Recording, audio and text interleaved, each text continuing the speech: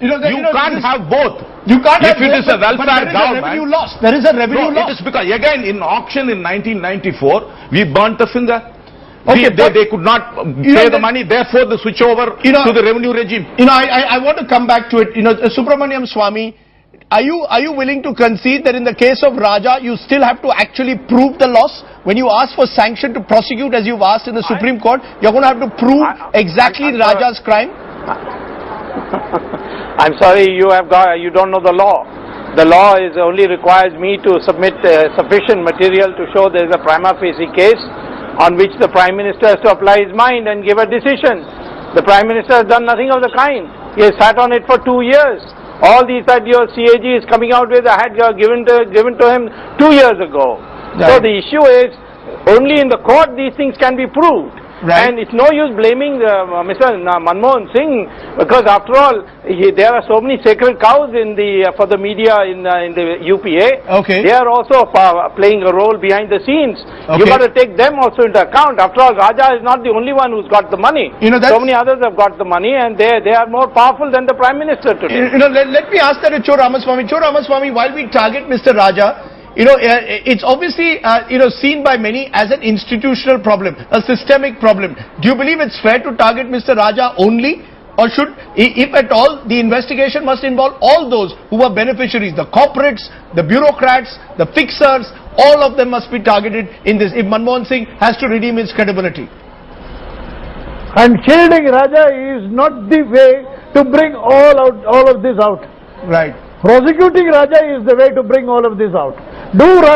Tackle Raja. Everything else, let all the skeletons fall down. You must do that. So much is being talked about the earlier licenses and all that. When earlier the licenses were given, at one point, those who got the licenses were not able to pay the government. Right. So the government had again to intervene and then ask them to pay a percentage of the revenue. Right. That was the situation then. Now it is not like that when Raja was handling it. So you're saying there's a difference between 99 and 2007. You cannot apply the rules of 99 to 2007. Definitely. That is why I say let Raja sell his properties at the 99 right now. Will he do it? Well, the Prime Minister apparently told him somebody has told the Prime Minister apparently told him this, and Raja did not listen to the Prime Minister, it appears. Yes, he has not listened to the Troy either.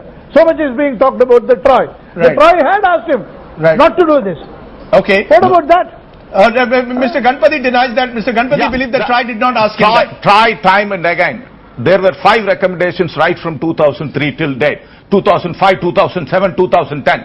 In none of these recommendations that auctions were put off. They made it very clear. The bottom line is please, the distribution of 2G spectrum cannot be done by auction. Okay. This is a clear direction from the Troy. Then what else the ministry will do? Mr. Ganpati, it has to go by the other regulations which was established right from 1999, which we have not violated at all. Mr. Ganpati, I'm going to ask you the political question. Should it happen that the Supreme Court passes strictures again against Mr. Raja on Monday and the Prime Minister asks Mr. Raja to resign, will he resign, or will the DMK say that if Mr. Raja goes, the DMK pulls out support? Is that at all a question of pulling out support to the UP on this question? Well, we are going to have both Raja and as well as the intact alliance as ever for if the Prime Minister asks you to, make Raja, imagining or presuming that if and only if. These are all things hypothetical. You will not break this alliance if the Prime Minister asks Mr. Raja to step down.